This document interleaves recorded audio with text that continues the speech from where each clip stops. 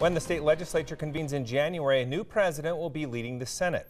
Senator Stuart Adams is taking the reins. He's here to discuss what we can expect from his leadership. Senator, welcome to Inside Utah Politics. Happy to have you on the show. Thank you for having me. So you ran for Senate president. You went unopposed. Yes. Technically, obviously, there's always some campaigning in the background and whatnot. What drew your interest to taking over this position? Utah has one of the best managed states in the nation. Our economy's doing great. I think in July, we actually led the nation in job growth. I'm kind of a unique person, I suppose, a little bit, because I'm a fifth generation Layton City resident. And that means 4 other generations have lived there. And all of my grandkids live within 20 minutes of my house. So I have a real vested interest to make sure the future's bright and that our quality of life, with all the growth happening around us, actually happens the right way. And what drives me and the reason I'm at the legislature is the future generations. Somebody looked out for me. Our quality of life is really great in Utah from people that have gone before, and I want to make sure I leave it better for the future generations. So let's talk specifically about that. When you talk about your vision for being president of the Senate, what specifically are you looking at to do to make that come true, to leave a better future for those that come behind you? Well, we've got lots of different issues. Without question, education is probably the #1 issue we face as a state. We've got to make sure that education is well funded, but also in addition to well funding education, we need to make sure that the resources and what we do gives results, and so competency-based education. Right now, as you talk to employers around the state, everybody's looking for employees. And we're trying to align that workforce. Yeah, especially in the high-tech Yes. sector. I want to ask you something about that, though, because as you know, question 1, which would have increased the gas tax to fund education, voters said no to, resounding. So now where do you turn to find further funds for education? Well, one of the best sources for further funds is a strong economy. And you're going to see, I think, as we see the revenue estimates come for this year, that our revenue estimates are up. And that means we have more money. And it's a simple principle that when the private sector does well, guess what? They pay taxes. And us in the public sector, meaning the education and other government services, tend to have more revenue. And if we can use that revenue for education, that'll probably where we turn to first. What can we look at as your past as a legislator to get a hint for what we might see you leading the Senate? Well, there's lots of things that I've been involved in, but I think as you look at the legislature, you don't do anything on your own. There's 104 legislators, and so whatever you do has to be collaborative.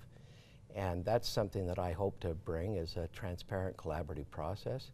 We've had great leadership in the past. President Niederhauser's done a really good job. He's a great individual.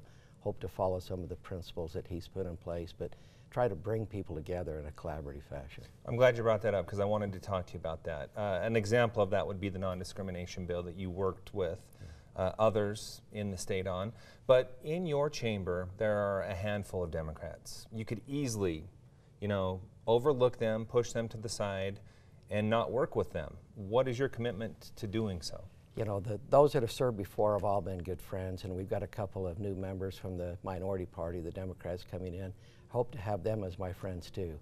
We may differ on different policy issues, but it's really hard to tell. Is transportation a Republican or Democrat issue? What are the issues that are really partisan? And there aren't very many of them. So I think we'll work together generally and try to find the best policy for the state of Utah. Senator Main, the new minority leader in the Senate, is oftentimes the top producing senator in your body. Your thoughts on working with her? Well, she runs more bills than many Republicans. In fact, I think she was #1 of Republicans or Democrats. I don't think last year, maybe the year before. Yeah, and she's always up there. Yeah, she's always is. And I've met with her. She is a good friend. I think we're going to get along well. I think she'll do a good job, and it'll depend on the issue as to how we deal with it. But we've never really had a problem with the minority party in the Senate as far as getting along. Let's talk real quick about propositions. Huge turnout, all 3 of them passing.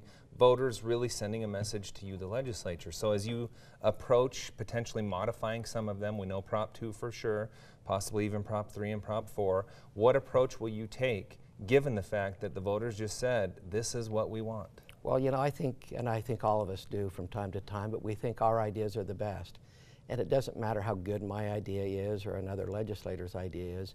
When we introduce it into the legislative process, when those 103 or 104 legislators look at it, you go through a public hearing process, the public looks at it, and you vet the idea. No matter how great the idea is, it always becomes better. And the initiative process, I don't see any differently. The voters have spoken. I don't think we're going to repeal any of them. I think we're going to try to respect what the voters have done. But in fact, those ideas need to be refined, and I think we'll work on that and try to make them better. That's what we do as a legislature, and I think the end result will be the most positive effect we can have for the citizens of Utah. Do you support the Prop 2 compromise bill as it sits right now? I do. You do? It's not perfect. I mean, there's things in it that I don't really love in it. So there's still room for negotiation?